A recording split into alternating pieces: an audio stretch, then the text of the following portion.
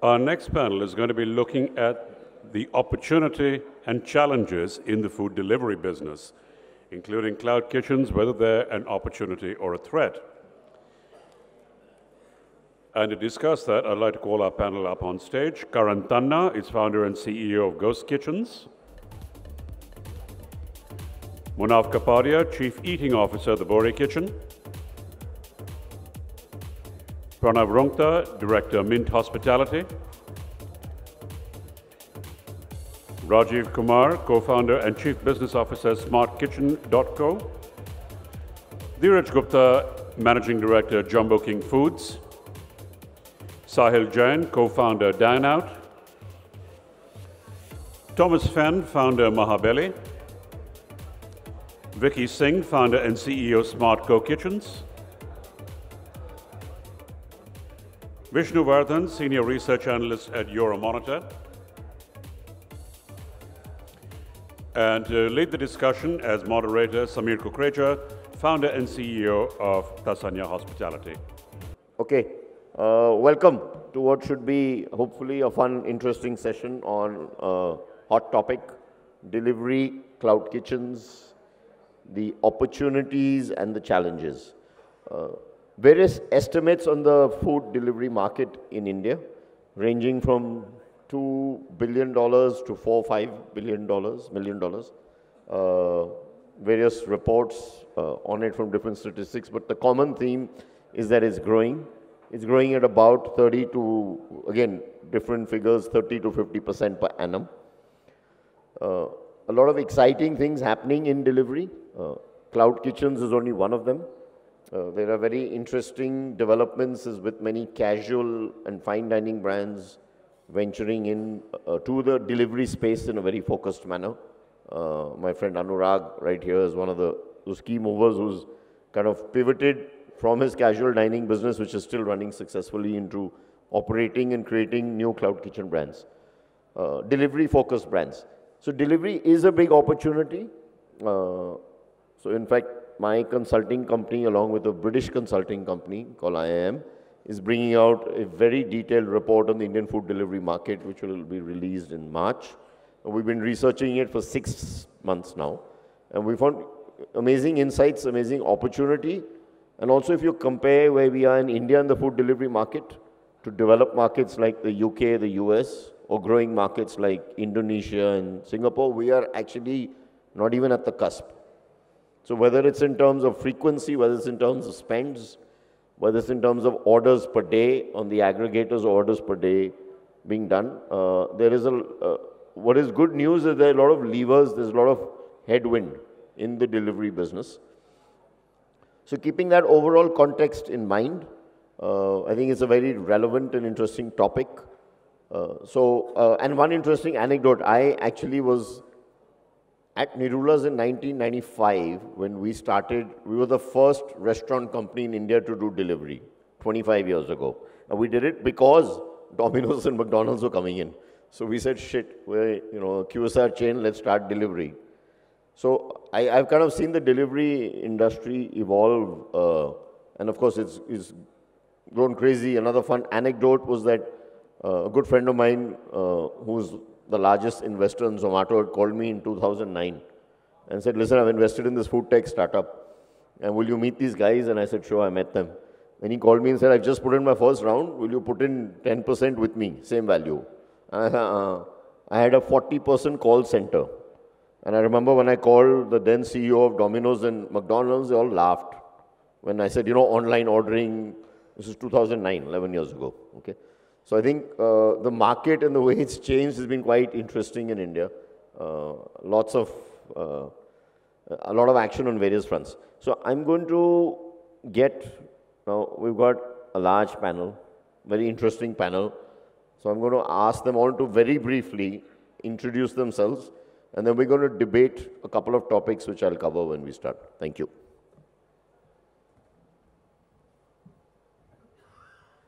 Thank you, Samir. Good afternoon, everyone. Myself, Vishnu from Euromonitor. I'm an industry analyst for consumer food service. I work with leading consumer food service companies in India to understand the market dynamics, and also track the key developments in the industry. If you look at the online delivery industry, it has come a long way. Delivery was seen as a point of differentiator a few years back, but now it's a necessity for all the restaurants which are operating. So going forward, we will closely look at some of the key challenges and some of the drivers that are there in this industry, which has undergone a lot of disruption in the last couple of years. Thank you. Hi, good afternoon. I'm Vicky Singh, co-founder and CEO of Smart Co Kitchens. Cloud kitchens is the buzzword nowadays.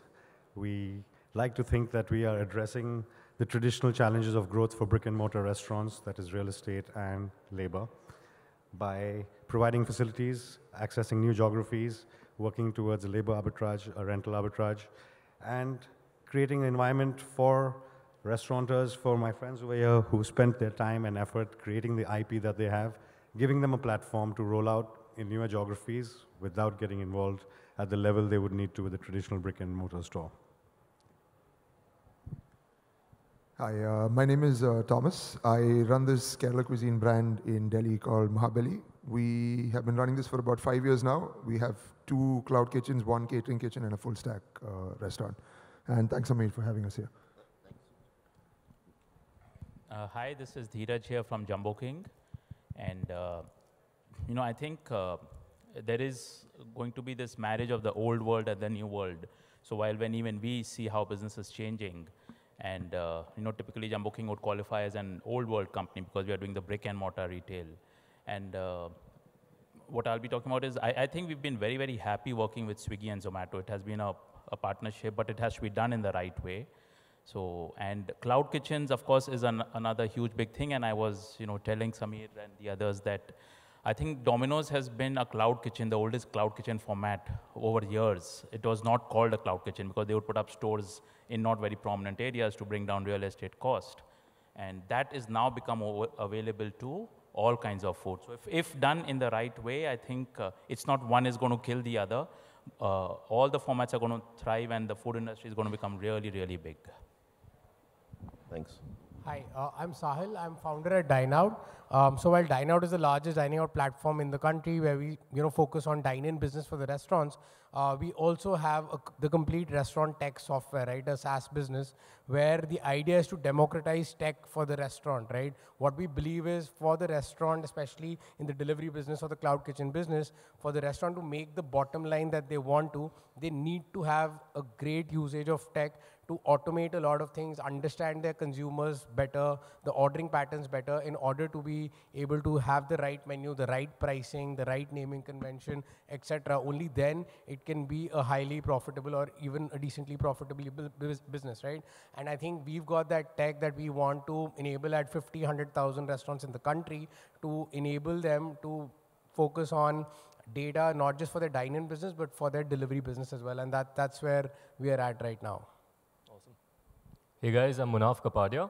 I'm the self-designated Chief Eating Officer at the Bohri kitchen. But today I'm here as the guy who quit Google to sell samosas. As far as I'm concerned, Zomato and Swiggy are the Googles of food. And in the same way that entrepreneurs look forward to using Google marketing tools to create their businesses, I feel the biggest opportunity today is for restaurateurs to use Swiggy and Zomato to build their businesses. Unfortunately, that opportunity doesn't exist right now because they don't have those marketing tools. Hi everyone, I'm Karan, Tanna. I am founder of Yellow Tie Hospitality and Ghost Kitchens. Ghost Kitchens is my venture into delivery space, and we have a few brands and cloud kitchens in 4 cities. Cumulatively, we have 180 internet restaurants or point of sales between 16 brands. Thank you. Hello everyone. My name is Rajiv Kumar. I am the Chief Business Officer and co-founder of Smart Kitchen Co. We are India's largest independent aggregator of cloud kitchens with us. So essentially, we are an infrastructure as a service provider. It's like a co-working space for cloud kitchens. With us, all you need to do is bring your people, your menu, and you can and your brand, and you can get started with your cloud kitchen within less than 48 hours. Hi, good afternoon. I'm Pranav Rungta. I operate cloud kitchens and restaurants, and I want to give some insights about how deliveries influences all of these different models in the business. Okay, thank you. Let's dive in. So the first area that we're going to discuss, what are the levers? So how can we grow the food delivery business? And broadly, there are a few levers. One is you acquire new customers within the same trade area, or you decide to enter a new trade area, or you decide to enter into a new city. So acquisition of new customers. The second is to get the customer who's already ordering with your brand to order more frequently. So there's a lot of choice. Customers are spoiled. They get diverted by aggregators and by discounts. So how do you build loyalty for your delivery business, and how do you increase frequency of your brand? And the third is that when they're ordering, how do you increase spends? How do you get them to spend 10% more, 15% more? What technology can you use? What menu strategies can you use? What online marketing can you use for this? So those are some of the levers for growth. And the other one lever, so I'm going to start with Karan. Karan, we were talking and you were talking that you've done some interesting kind of delivery business in tier 2 and 3 cities. So tell us something about that. So talking about the levers, I mean, you mentioned quite a few of levers, and we have people who can talk better about branding and marketing. I think for me, the key focus has been building up an algorithm in the app. I think that's the most sustainable lever. The visibility of your restaurant on an app is because of an algorithm which is backing the visibility and stacking of your restaurants, which basically includes the ratings that customers give you, the kitchen preparation time, the order acceptance rate, how many orders you reject, what's your visibility hours.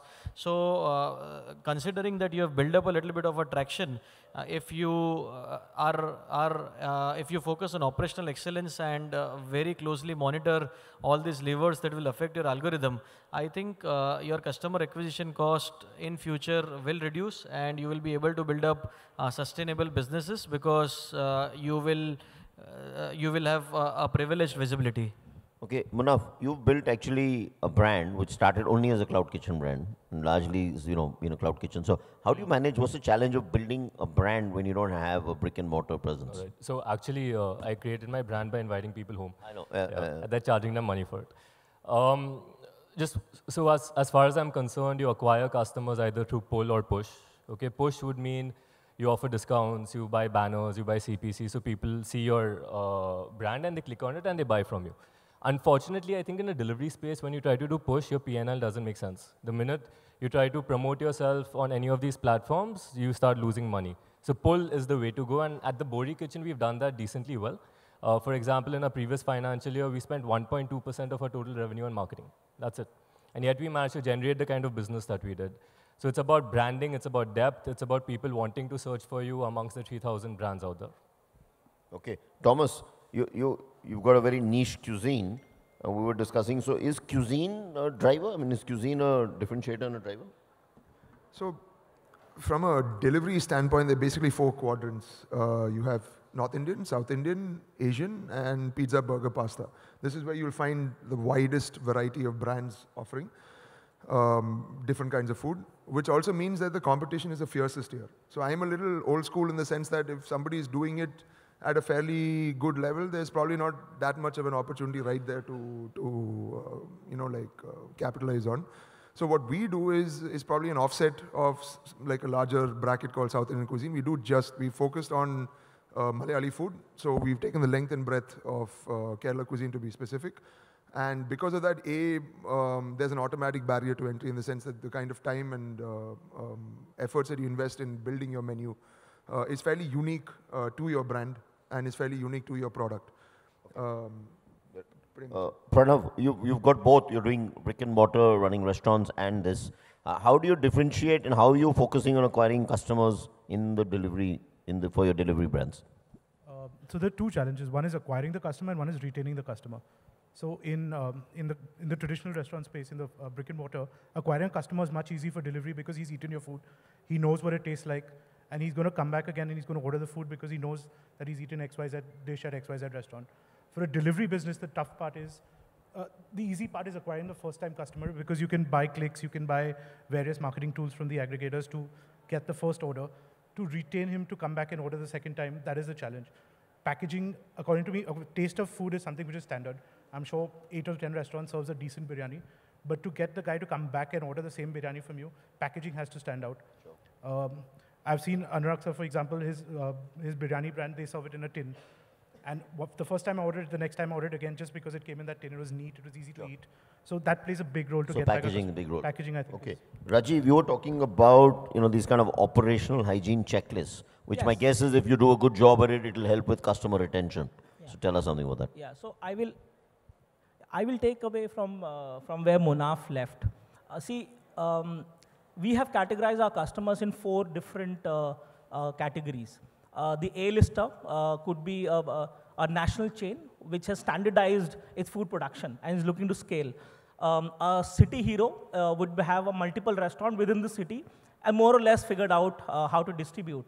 There is a local hero, a 1 restaurant or 2 restaurant wonder, which is looking to scale, and a pure play startup. There'll always be a fight between product and distribution. And the fight you can take, as a product company, you can take a fight only so far. Whether it's pull or push, the difference between all these 4 categories that I mentioned is the amount of money that you can spend, either on pull or on push. But everything actually for all these guys, you have to look at your internal hygiene check. So at Cloud Kitchen, we have Smart Kitchen Co. We have created a level of about 22 such checkpoints, which all the brands, it's called a cloud strategy for us. All the brands need to monitor on a daily basis. And this really has helped some of our brands from going from 5 orders a day to 100 orders a day in less than 2 months. So we've seen that this thing actually works. If you have these levers, these 22 hygiene points that you employ and check, or those KPIs, this can really, really work for you. Okay, thanks. Dheeraj, you started off as being a brick and mortar brand and now do delivery. You had an interesting point that cloud kitchens will not survive unless they do significant branding. When you expand on that. So I think all consumers select categories. Actually, it's not that complicated if we kind of understand it in the right way. So it's like if I want to have a pizza, the mind is already made up that there are 1, 2, 3 choices. I'm going to choose one of those. If I want to have burgers, the categories are made. So we were very surprised when we just got to know that Jumbo King is the 3rd largest selling burger in Mumbai city. So in that category, people choose what they want to buy. I think us as restaurateurs, the moment we decide understand it's a category play, and in that category, who are the top 3 and how I can become the highest over there, everything will become very, very clear. So, so I feel cloud kitchens, what I meant to say is that you can't just say I'm a cloud kitchen, so come and buy with me. So people don't choose cloud kitchens. They choose a biryani or South Indian food or North Indian food or Italian food. Within that category play, then they're going to decide which one they're going to buy with. So even cloud kitchens are going to require a lot of money to advertise, which I think is going to be the real big pain point. And we need to address that. Lowering of rentals through cloud kitchens is not going to, I think it's the easier part. Sahil, you were talking about, your in-restaurant POS is used by a lot of the leading cloud kitchen players. So what are the interesting insights that you can give us from a, technology perspective? See, I think one thing that we've learned is that because, we've already been talking about how discounting is not something that works, but brand is what you need to build. The point of view we have is that today there are 500,000 restaurants in the country, in the organized space, right? Now, everybody will not be able to build a brand, right? There will be an X percentage of people who will build a brand. Then how do the other guys also survive and make a bottom line profitable business? And we believe that the solution there is tech, right? And a simple example which I would like to give here is that, what we do is simply, if there is right now menu pricing is done in the dark. The question we ask is, one, can it be variable in nature depending on lunch, dinner hours, etc., or day of the week, weekday versus weekend? That's very basic, but can you go even deeper? I mean, all industries have adopted to that: hotel industry, airline industry, cab industry. There is surge pricing. Why cannot that be there in the restaurant industry, right? If you think about it, that's how they've built in for discounting in those industries, right? So we are building for that. So what we simply do is that depending on what has been my top line, if I can run a regression model on the restaurant's data, on the sales that they've had over the last 3 months, and I can tell them that had your pricing been Y instead of X, on the same number of orders, you would have actually done 5% more top line, right? That automatically shifts my bottom line as well by 5%. So the idea is, can I add more technology in terms of menu engineering and pricing for the restaurant? And on the back end also, reduce wastage for them, because we have a top-of-the-line recipe management, supply chain management module, which is being used by all top cloud kitchens like Cultfit, Swiggy, etc., all these guys, right? So the idea is on both sides, on the revenue side and on the cost side, can I optimize costs and improve bottom line for the restaurant using tech? Vicky, you talked about, you've given up the brick and mortar business to get into an aggregator business. That's, unusual. But you had an interesting comment when we were discussing earlier about how it's not only a rental arbitrage for the cloud kitchens, but it's arbitrage in various other aspects. So yeah, well, a cloud kitchen is not for a large restaurant to just downsize and put in the same team into the same facility. It wouldn't work like that. It is about using food tech, about being able to reduce your labor, reducing your other overheads, being able to access geographies, releasing the value of the IP that you've created. Are you going to go and invest this money in every new geography that you go? Traditionally, what is happening right now, even in the cloud kitchen delivery model, most of the delivery brands are operating their own cloud kitchens. Maybe they're doing this because they don't have choice like us yet, or maybe they're doing it because they prefer it. But they are two different businesses. And I think the brand owners, the guys who create the food and the IP should focus on that. And they should not be running facilities and looking at the nitty-gritties that come with it. Because we offer many other services along with it. We offer you proper market research study, a lot of the services that the operators require to run an efficient operation is what we bring to the table. So it's not a traditional landlord-tenant equation that we bring to the table. And that is what I would really like to stress to most of our new brands which are coming on board. Vishnu, you were mentioning that Euromonitor has done some research which is not publicly available, but you can share some data with us on the delivery business in India. So we're happy to hear that. Yeah, so when I talk about online delivery business in India, so from the last few years, it has grown at more than 50%. And also, if you see the entire landscape of delivery, it has been disrupted with the entry of aggregators, if you call. So if you look at the industry very closely, we are following the way in which retail or mobility industries has gone ahead. So one of the key drivers that has been driven the online food delivery industry is convenience. We always speak about that. So as per the lifestyle survey that Euromonitor does, from the last 3 years, the cooking time that consumers spend at their homes has drastically come down. And also, if you look at the frequency of consumption in a day, it has gone up.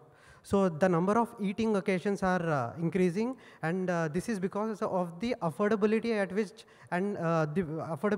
the consumers are getting the products, and also the way the convenience has increased in this industry. Okay, thanks. Dheeraj, so I'm going to talk, so why don't restaurateurs, delivery people do dynamic pricing? Why cinemas, malls, airlines, hotels, all service providers, all have dynamic pricing? Less capacity, you get a low fare, low hotel rate, higher capacity, peak period. A long time ago, not so long, I keep aging myself, but yeah, 10 years ago in the malls, when I was running a bunch of Nirulas, which was India's largest QSR, domestic QSR at that time, we did differential pricing on the weekend. Successfully, no customer pushback. I'd say 1% complaints. We did 10% surge from Friday evening to Sunday evening. Changed our menu boards. We had no printed menus. We were a QSR. So why is this not happening more in India? And, let's discuss this, Dheeraj. You're not doing surge pricing, but you're doing differential pricing. So, yeah, so when we started work with Swiggy, our first condition was that we will not discount. Say at that time, they wanted they started off at a 12% commission. Now it's much higher. It's at 22%. So we said, whatever your margin is, we will add that to our price. So if you're selling a product, say, for 100 bucks, and if their margin is 12%, including of taxes and all, it comes to 115 rupees. We said that is what we will charge, because we need to make money. And of course, we look at delivery as an additional channel, which you are missing out. So both of us have to make money. It was a risk because others were not doing that. And today, we are doing extremely well. Today, as I said, we are the third largest in our category in Mumbai city when it comes to burgers. And we have a differential pricing. So our margins are protected.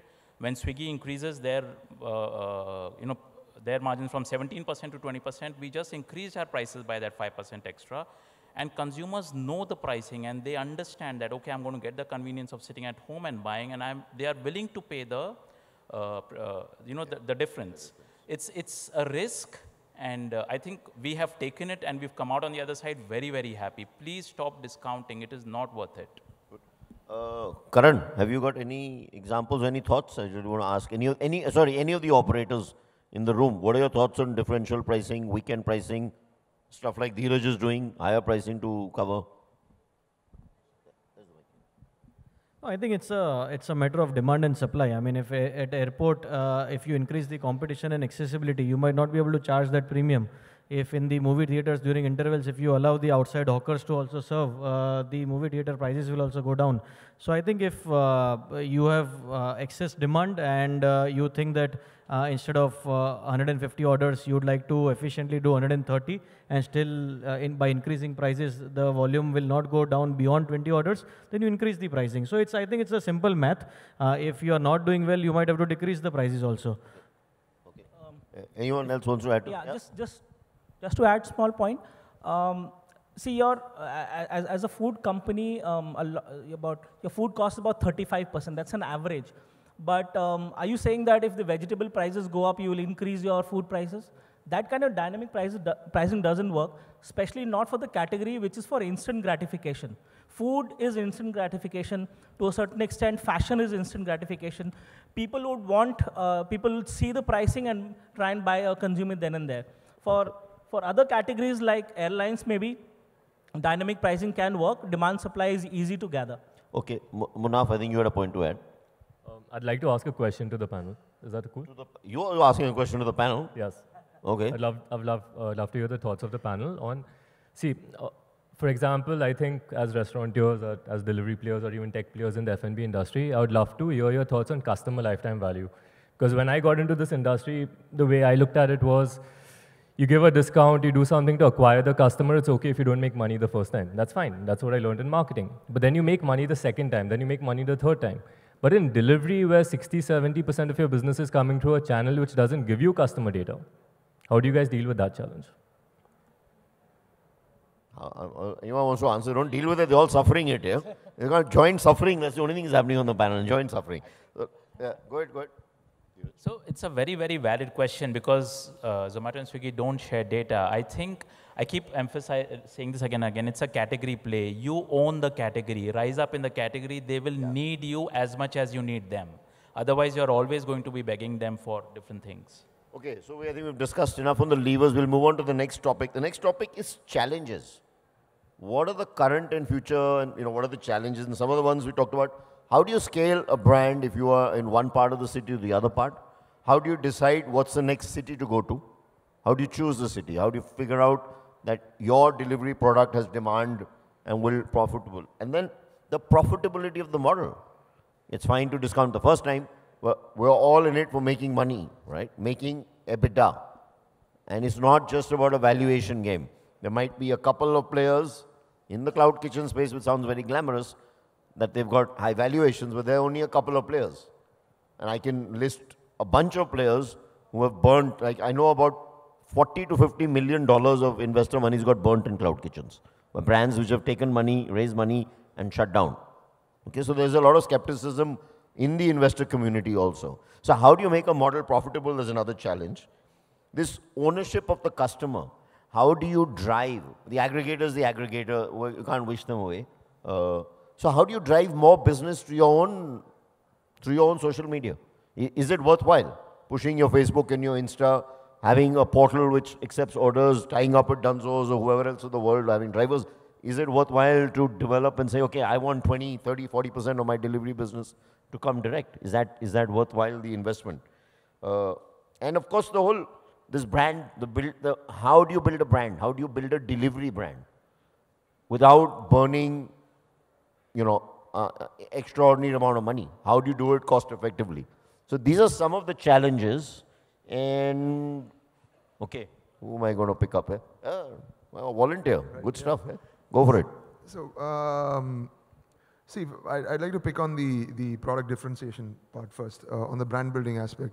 My major peeve with the trend that delivery is taking today is that, see, look, consuming food is a very primal instinct. Like, it's a very human business. We don't call it hospitality for nothing. So, increasingly with delivery being accepted as a standalone model, I feel that we are moving away from hospitality, and while technology is a great enabler, we're not being human about what we serve anymore. Like, so people don't, they're not talking about how is your food being cooked. They're approaching it from a production factory standpoint. What is my KPT? What am I, this thing, am I earning 20, am I producing in 20 minutes? So while it is good to serve as a marker for efficiency, at the end of the day, people are not coming to you to say that, oh, by the way, you served me in 20 minutes, so fantastic. No, they're coming to you because A, you produce fantastic food. B, you have chefs which are fairly good at what they do, and you're able to differentiate yourself from that. So which is why I feel cloud kitchens, yes, it is a channel, it is a way to go for the future, but it has to be built on that very strong foundation of brand building. So if you ask me today, how can a delivery kitchen make money today? I'd say the same, exactly the way a restaurant would, which is what? You have to invest in front-facing, people-facing enterprises such as social media. You have to build a brand. It's not just what you're eating. You're also selling a story. And I don't see those stories anymore. I see brand X selling biryani, but I don't see brand X saying, oh, this is a biryani that came from Lucknow, which is, which does not exist anymore. That's because there are very few stories in delivery. Well, I'm saying it as it comes. There are very few genuine, a couple of you on stage are, but there are very few where the focus is on the basics, the food.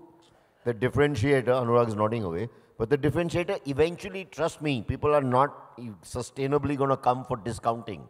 They're not going to come because there's a deal. They're going to come because you, in whatever segment you are, provide damn good food for whatever price you charge. So they say, wow, I got a good value for money. I had a great delivery experience. And the food was amazing. That's what they will remember and come back for. Okay. Oh my God. Both Pranav, both of you are operating both brick and mortar in this.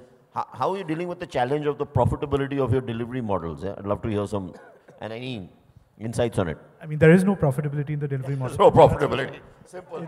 Straight answer. I mean, commission eats up 25% of what you sell. Cost of goods sold is about 35%. Your salaries are still at 12, 15%. Your rent is lower, of course. Then why are you doing it? Why are you still growing the delivery business?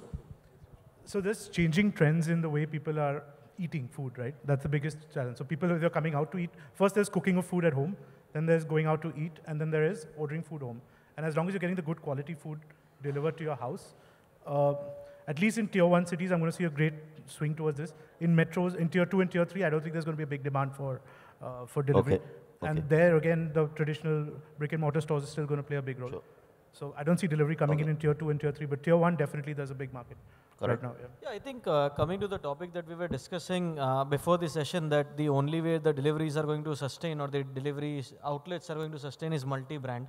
So you need to sweat out not only your OPEX, but also the capital, because if you do a few brands within the same premises without increasing your overhead expenses with the brands that you increase, I think that's the better way to go about it, because you don't depend on a single brand for customer acquisition, and you don't depend on a brand to always give you that number of orders to make your unit profitable. Okay, thanks. Vishnu, you have a point to add?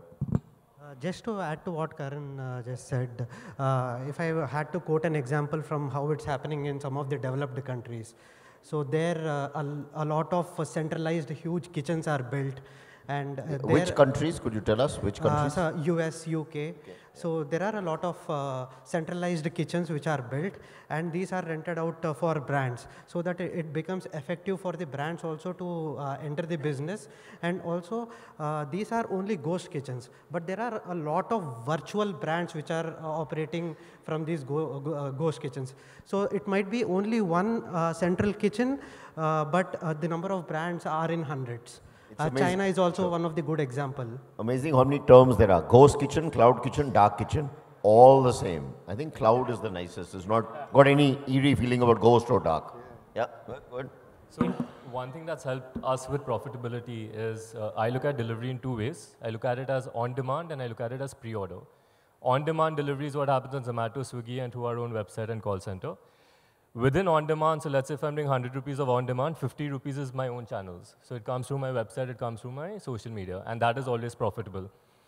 And the balance 50 is not at all profitable, which is through aggregators. I look at that as marketing now. That feeds my other 100 rupees of revenue that comes through catering and pre-orders. So we've created a separate menu called Party Menu, where we sell by the kilo, we sell through our own channels, we charge for transportation, and then we do a larger ticket catering sort of revenue, and this finally gives me some sort of profitable P&L. Well, some sort of profitability. There's hope on the panel, folks. Dheeraj, you wanted to add something?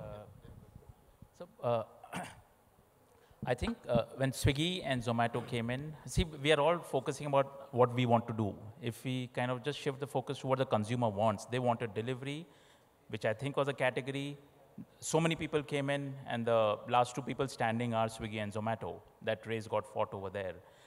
This dark kitchens, in fact, I was, thinking exactly cloud kitchens on the lines of what you shared, that probably they can be like food courts which are not really out there inside malls. They are food courts behind where a lot of brands come and operate. And of course, there's nothing stopping a new brand from springing up in a food court and trying to start from there and be a part of multiple food courts. I think that should be the way to go. So, yeah, one more thing I want to add is that, when we look at the market, like takeaway is only like 5% of the market, right?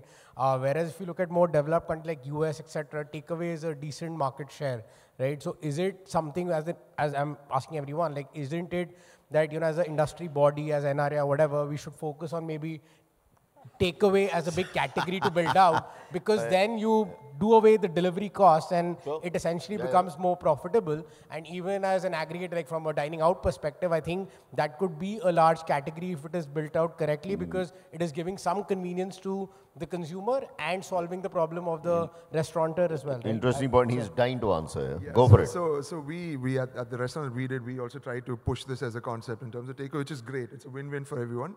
But the challenge that you face with takeaway is exactly the same that you face with reservations. People don't want to reserve a table. They just want to turn up, or they don't want to commit to time. So takeaway is built on the idea that you know when you want to pick it up, B, you know what you want to eat. And so, as a counter, wouldn't it work if we promote it as operators in corporate office, in office complexes, where people are, there's a time issue. They have only X people for lunch. Delivery takes too long. They don't want to go down. Isn't there an opportunity around that? Yeah. So I think takeaways Zomato is encouraging through their app. At office is their new feature. So they encourage you to sell at offices. So there are Hunger Boxes, another company that enables you to sell at offices and food courts. So there is everyone doing it, but in takeaway we necessarily might not be able to pass any financial advantage to the customer, and their incentive to come there and take away could be less than vis-a-vis ordering on a delivery platform. Okay. Sorry, and unless we have, I like to give lots of time for Q&A. So we're going to open it up for Q&A. Please raise your hand. I hope there are lots of Q&A, otherwise I know people in the audience. So I'll ask you questions. So please briefly mention your name, where you're from, and if it's a question to a specific panelist, mention it. If it's a general question, one of us will pick it up. Yes, sir. Hi, thank you. Am I audible? Yeah. Hi, this is Darshan from Merger Market. My question is sort of a cliche one, and given given the skepticism of investors to invest in India in the past year or so, how easy or difficult do you find when you go out to sort of raise funds for growth purposes? Raise funds. For cloud kitchens or for delivery businesses? For tech as most, because that I think investments have died down a bit on that side. So cloud kitchens, yes. For cloud kitchens, okay. You could take it as a general sort of concern, right? Who was okay, well. Yeah, well, I'm not sure if money has died down in the cloud kitchen space or food tech as a category, but 90% of the money that's being raised has been cornered by the two biggies, and they are the only ones in the market, right? So there is a misnomer that food and tech are one category. So Zomato could be, or Swiggy could be, or any of the aggregators could be food tech. You are just somebody who's cooking is actually a food company. So let's just not confuse.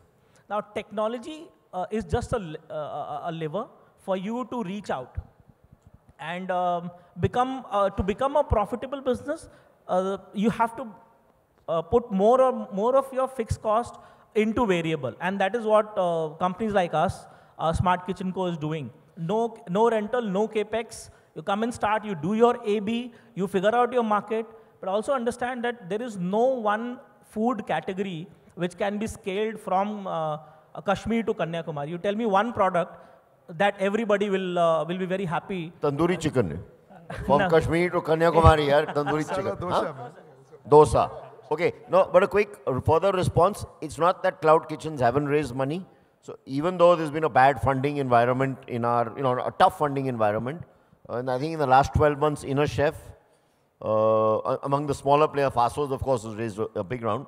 Inner Chef has raised, Biryani by Kilo has raised, Biryani Blues. So there are about 4 or 5 players who have, at least many more. I'm saying 4 or 5 that come to mind which have raised. So it's possible.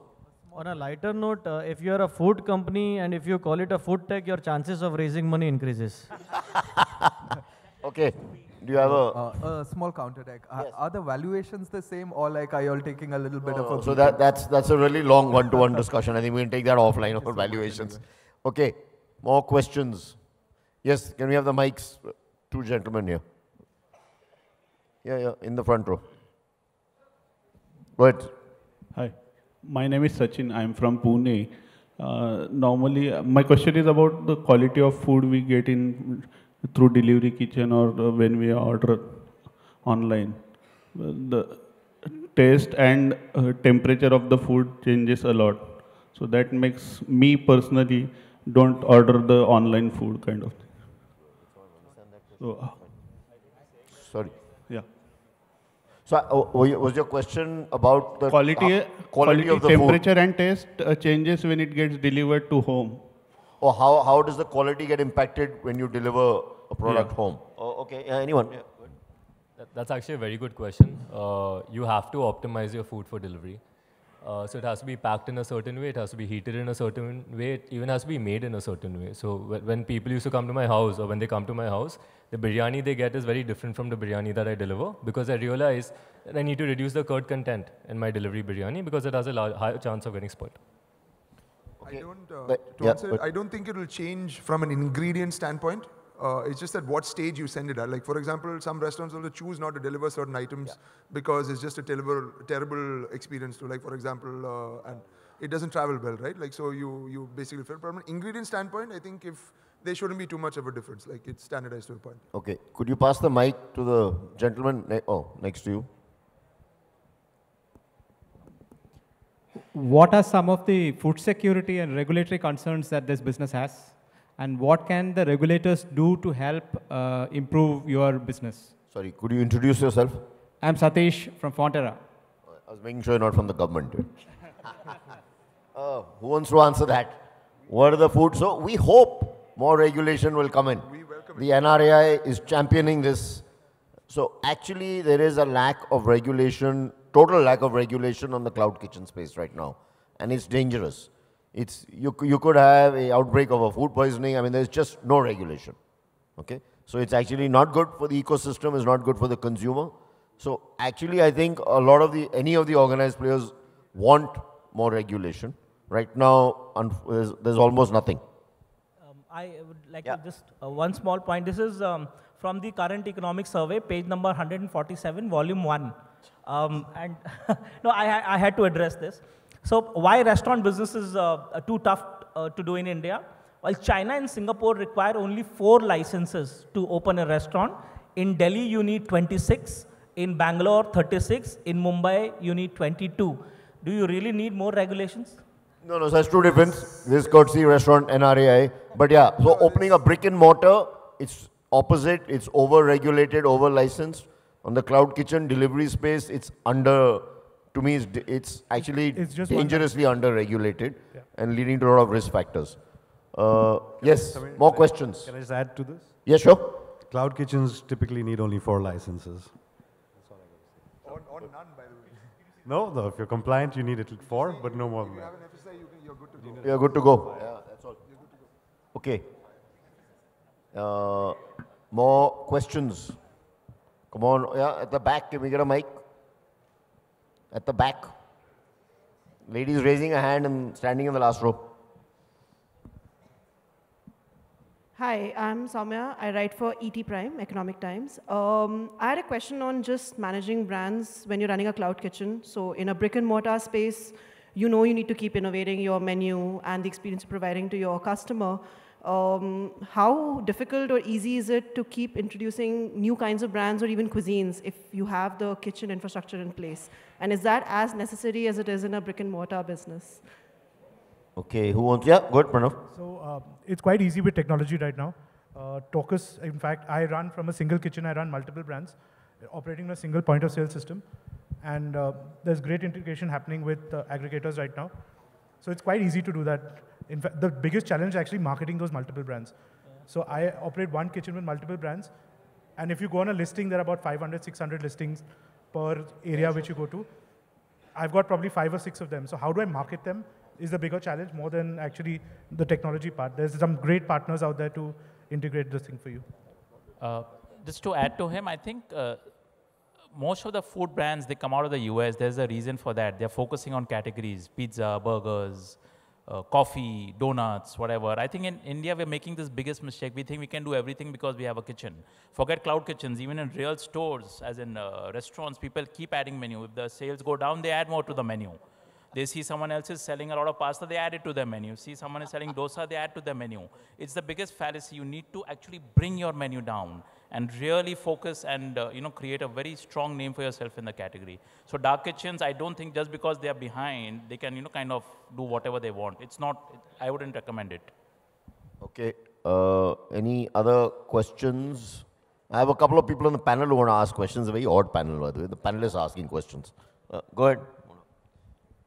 So the question for the panel is, why don't we have any women on the panel?